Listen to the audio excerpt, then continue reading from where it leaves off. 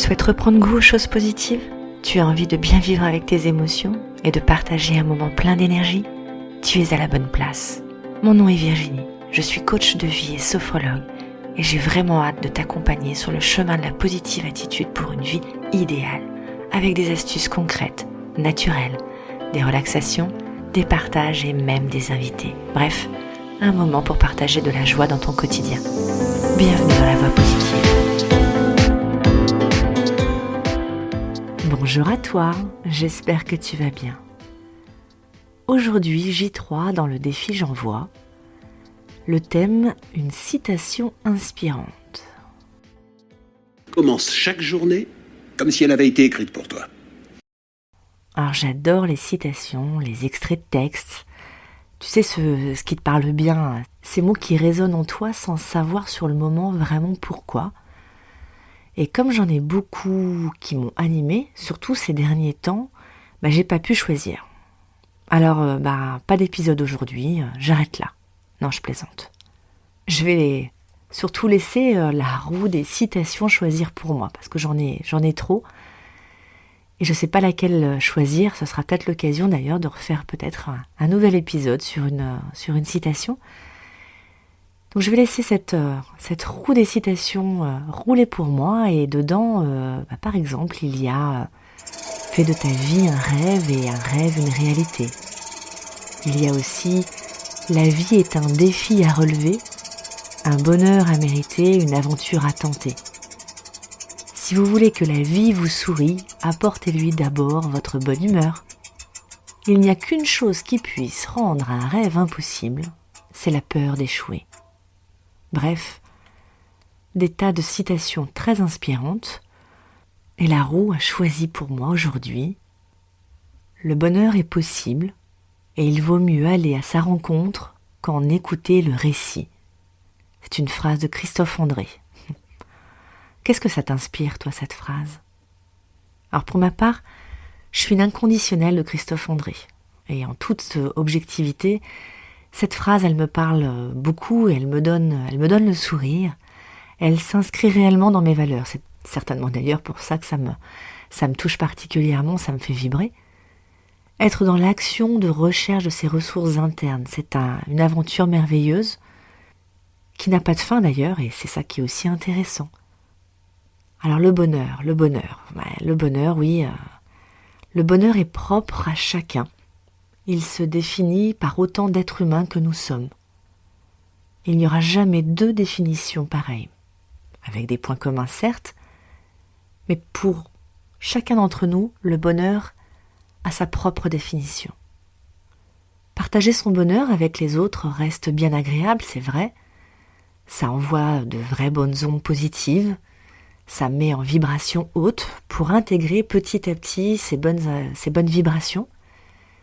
Mais cependant, ça reste éphémère. D'où écouter le récit est intéressant, mais effectivement, aller à sa rencontre, provoquer, chercher ces petits bonheurs qui nous permettent de pouvoir toucher de plus près le bonheur, les joies de la vie, pour qu'il soit le plus pérenne possible.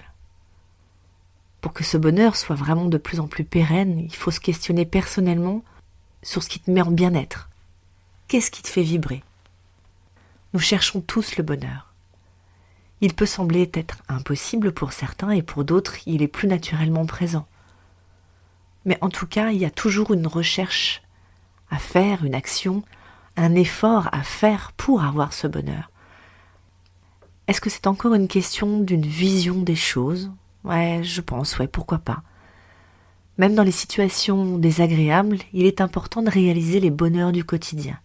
Il est nécessaire de se focaliser sur ces petits bonheurs du quotidien pour pouvoir amener un bonheur bien plus pérenne. Le bonheur nous permet de supporter les désagréments de la vie. C'est une forme d'énergie, une énergie positive, puissante, ressourçante pour résister aux épreuves sur notre chemin, dans notre aventure. Le bonheur, c'est aussi une construction de la vie. Ça donne du sens à la vie. C'est une véritable boussole pour avancer. Et pour ça, il faut connaître à quoi cela correspond en toi et uniquement pour toi. Personne ne peut te dire ce que doit être ton bonheur. Il est possible d'éclairer cette notion, d'apprendre ce qu'est ce bonheur propre.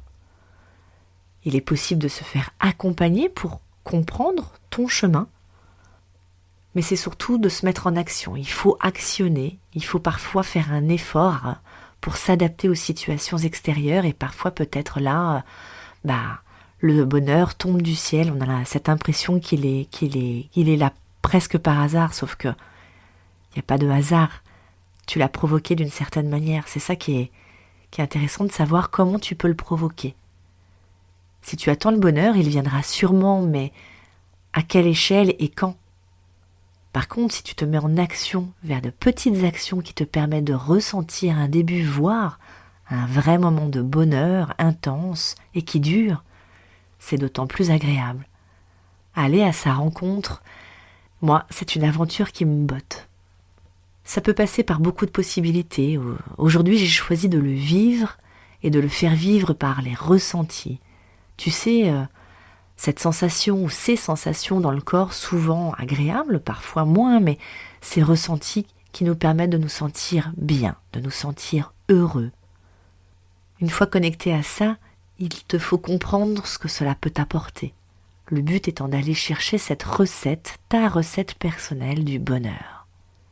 Encore un beau challenge à relever, non ?